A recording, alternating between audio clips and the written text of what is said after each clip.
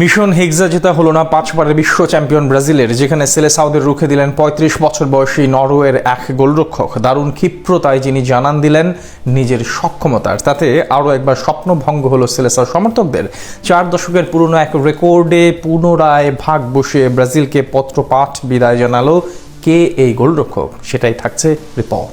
মাঠে 11 জনের ফুটবলটা কখনো কখনো গোলরক্ষকের একার খেলায় পরিণত হয়। যেদিন মাঠে গ্লাভস হাতে গোলবারের সামনে ঠায় দাঁড়িয়ে গেলে অতিমানবীয় পারফরমেন্স দেখালে প্রতিপক্ষের বিশ্বমানের স্ট্রাইকারদের পক্ষেও গোল বের করা সত্যিকার অর্থেই কঠিন হয়ে পড়ে। চলমান বিশ্বকাপে কেপ ভার্দের ভর্জিনিয়ার পর তেমনি এক অসাধারণ নৈপুণ্য দেখালেন নরওয়ের গোলরক্ষক ওরজান নাইল্যান্ড। যুক্তরাষ্ট্রের নিউ ইয়র্কে চলমান বিশ্বকাপের রাউন্ড অফ 32 ম্যাচে 5বারের বিশ্ব চ্যাম্পিয়ন ব্রাজিলকে এক প্রকার একা হাতেই পরাভূত করলেন 35 বছর বয়সী নাইল্যান্ড। পেনাল্টি সেভ দেওয়া থেকে শুরু করে 1v1 পজিশনে গোল ঠেকানো, নরওয়েকে ইতিহাসে প্রথমবারের মতো কোয়ার্টার ফাইনালে ওঠাতে এদিন সব রকমের চেষ্টা চালালেন সেভিয়ার এই গোলরক্ষক। সেলেসাওদের বিপক্ষে অভিজ্ঞ এই গোলরক্ষক এদিন গ্লাভস হাতে এমন মুনশিয়ানা দেখালেন যেখানে দীর্ঘ 40 বছর পর বিশ্বকাপে কোনো গোলরক্ষকের বিপক্ষে ট্রাইবেকার ব্যতীত পেনাল্টি থেকে গোল করতে ব্যর্থ হলেন ব্রাজিলিয়ান কোনো ফুটবলার। আর প্রথমার্ধের 14তম মিনিটে ব্রুনো গুইমারেজের সেই পেনাল্টি ঠেকিয়ে দিয়েই মূলত ম্যাচের মোমেন্টাম নিজেদের দিকে নিয়ে নেন নরওয়ের এই গোলরক্ষক। ম্যাচে পেনাল্টি সেভ দেওয়ার পাশাপাশি ব্রাজিলের আরো বেশ কিছু দারুণ সুযোগ নস্যাৎ করেন তিনি,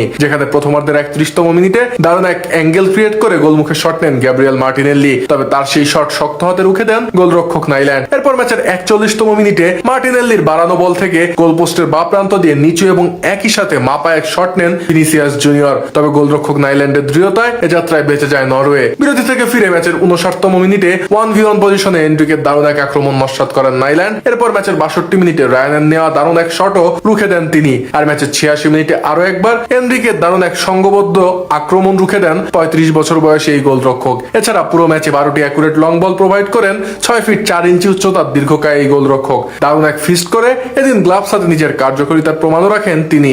এর বাইরে ম্যাচে নাইল্যান্ডের 41টি পাসের মাঝে 26টি খুঁজে পায় সতীর্থদের দেখা।